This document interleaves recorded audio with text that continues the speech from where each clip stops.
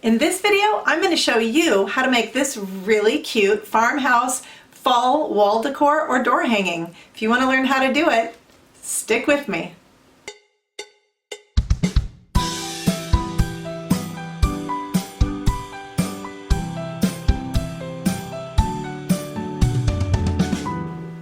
What's up, Glue Dots? I'm Elaine, the Midnight Crafter, and as you saw, tonight's craft is a farmhouse DIY that'll make any front door or any wall look adorable. No pun intended.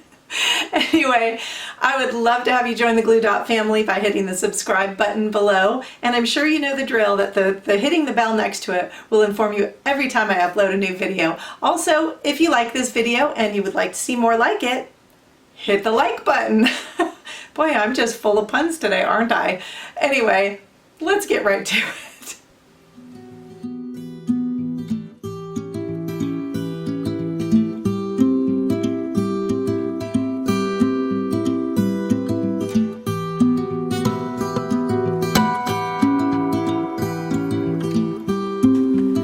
Getting started, the first thing we're going to want to do is decide which of these three words you want to use. I think I'm going to be using the welcome, and we're going to be spray painting that the color of your choice, and also removing everything from our frame because we won't even be using the glass. We're only going to be using the frame itself. So remove everything. If you want to spray paint your frame, you can do that as well. I think I'm going to be spray painting my frame white and my welcome white. So the frame is dry. I actually had to respray the word a little bit.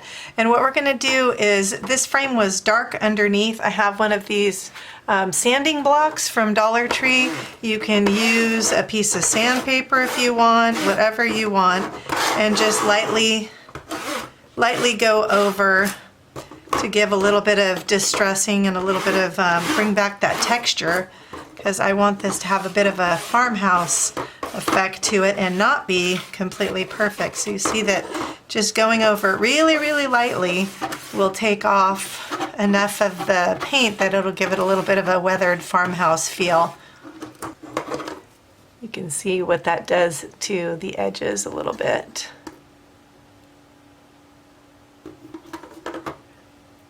Now, while I'm waiting for my lettering to dry, in the meantime, what I did is I printed out on my computer a picture of a watering can. This image size is 8 by 6.5. We're going to go ahead and cut that out, and you don't have to do a watering can. You can do any kind of image behind your picture that you want, behind your words that you want. So if you want to do some kind of a farm animal, or a flower, or a watering can, or whatever you want to do, you are free to choose and make it your own. Go ahead and just do whatever style suits your style. Whatever image you do choose, you want to make sure that it's an image that doesn't have a ton of detail, and you're going to see why in just a minute, because we're not going to be able to get much of the detail on the other paper, that what is it, the corrugated paper. So this is the corrugated poster board, I guess, and you also can get this at Dollar Tree.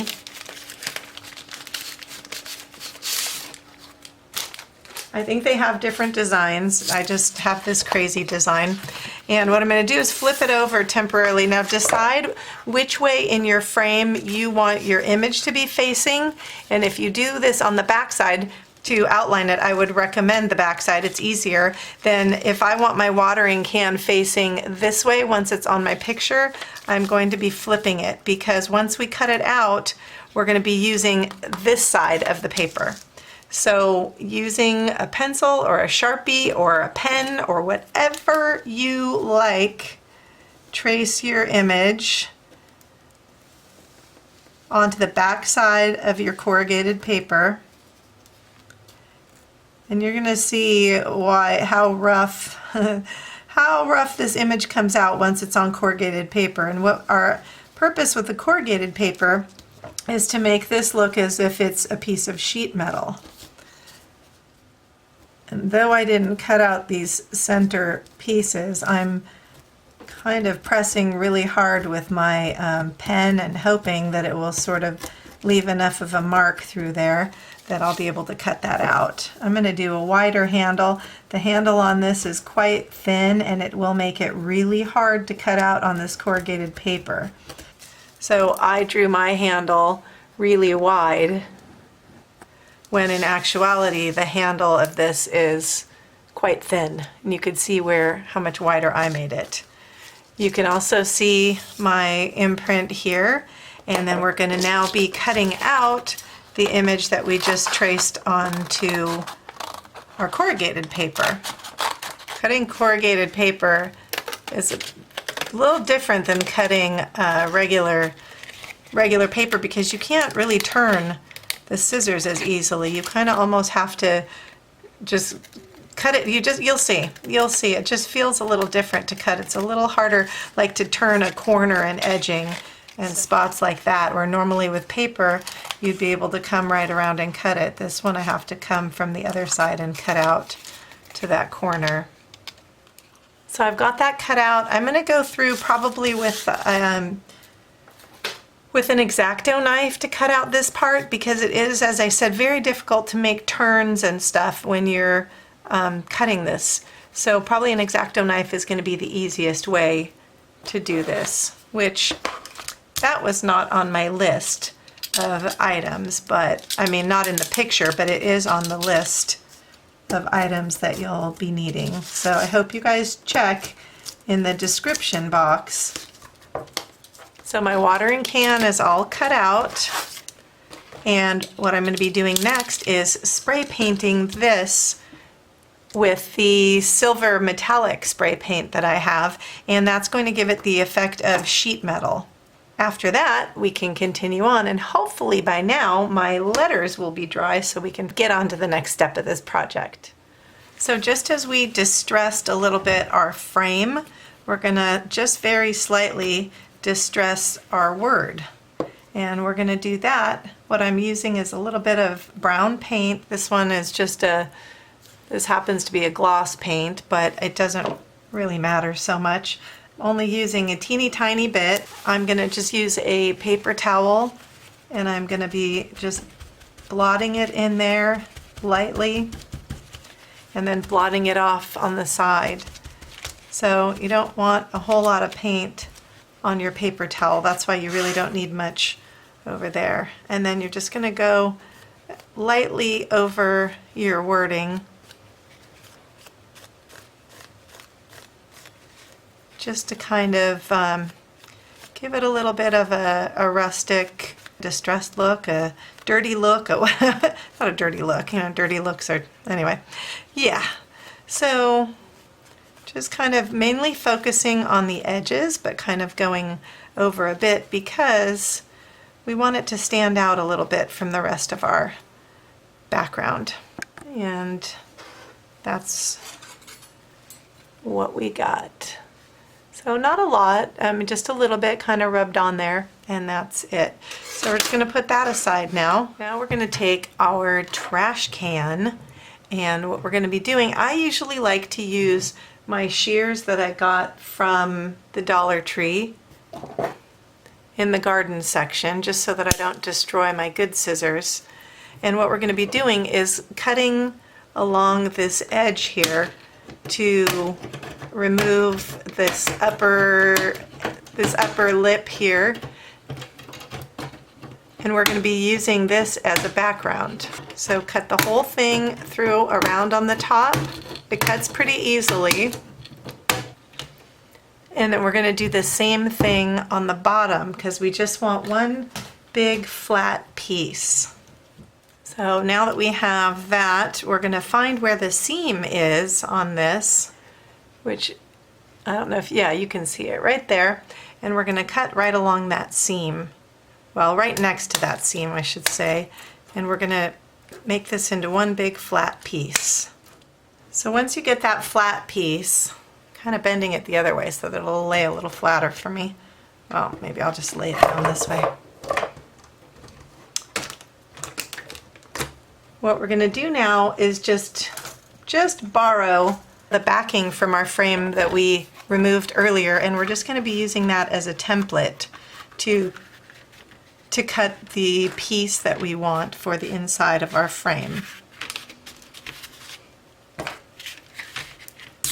So just go ahead and mark. And those of you who may be distressed about the fact that I'm getting Sharpie on my table, do not worry, it comes right off with alcohol. Alcohol is the magic, it's the Windex of the Greeks. So once you get that square cut out, drawn on there, you're going to go ahead and cut it out. Now that our piece is cut out, I'm going to turn our frame over and probably pull these little tabs out.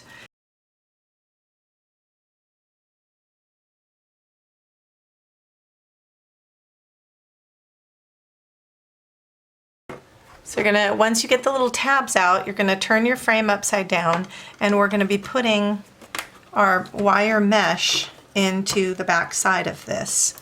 And it's going to give kind of the effect of chicken wire. And you may need to mess with it a little bit, and what we're going to be doing is bend it so that it gets right on in there, and as you go along, you're going to be gluing it down with your hot glue. Right there into the corners, and try as best you can to keep it a little up higher so that it doesn't show from the front. You don't want that glue to be all over the place showing from the front side. So I'm doing one section at a time and letting it cool off, and then I'll be turning and doing the next section. And you want to hold that in place while it's cooling off to make sure that it stays down and dries nicely. I'm going to go do that to all four sides, and then we'll move on to the next step. Once you have everything glued, it's going to look like this. And I glued all around these edges, everywhere. If there's anywhere afterwards that looks to you like it needs more, go back and put a little extra. Okay, so now that this is dry, our little watering can, we're going to figure out where we want to place that over here on the base. And then once you figure that out, flip it upside down. And then what we're going to do is just put some hot glue on it from the back to hold it into place. I think that's probably going to be the easiest way. Any of the surfaces that actually do touch should be good to hold it in place. Now we're going to take our word, whatever word you chose, and figure out how you want to place that. I think I want to do mine on a diagonal. I think I like the way that looks. And I'm just going to put some hot glue and some strategic points, and then I'll be able to flip it over. And because it's going to cool off really fast on this metal, and if I don't put this down quick, I'm just going to have globs of glue. So that's where I placed mine. I got a couple strategic dots of glue on there holding it in place. I'm going to flip it over and put some here and hold this L down, and maybe a little bit back behind here, a couple other spots. Now take your flowers, whatever flowers you choose. I like these because they have a little bit of this burlap in them too. They're just the dahlias, and I'm going to pull off one that has, that's two different ones, one that's more burlap and one that's both flower and burlap. So a couple of those, and I think I might actually throw on some leaves too. Let's see how that looks, kind of figure out where your placement. So originally I was thinking to put it down here, but now because I have the word that way, it's going to cover up, and I think it's going to look a little too heavy on that side. So figure out where you want your flower placement and then glue them down. I would cut these little stems off because it won't lay as flush with that piece on. You can get it to sit much closer to the to the frame and to lay nicer if you cut those off. Again, I'm going to be flipping this upside down so that I can secure the flowers a little bit better as well from the back. And then the last thing we're going to do is take a piece of our burlap ribbon. I'm using this one, and typically I find this one, I love it, but I find it very thick to use for some of the things that I like to use it for. So what I do is cut it in half right along that center line here in between on the lace. So I have this left over from another project that I had already cut it. And what we're going to be doing is figure out how much length you would like to form a little hook up here on the top. And I think I want about that much. So you leave enough extra that you have some length to be able to glue it down. And once again, turn this over. I don't want to squish my flowers, so I'm hanging it off the end of my desk here. And we're going to put a little bit of glue just on the edge of your frame.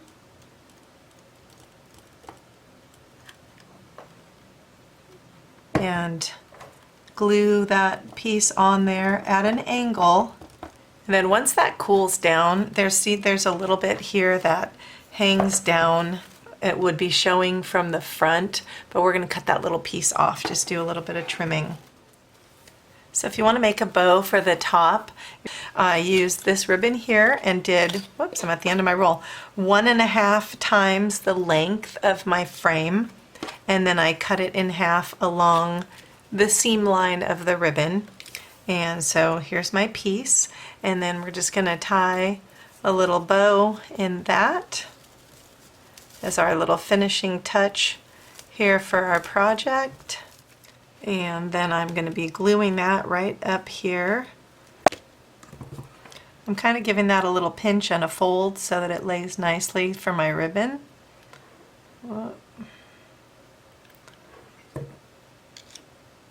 And then attaching that piece on. And if you would like to, also on the end of your bow, you can trim at a diagonal. Kind of makes the bow look a little more finished and really cute.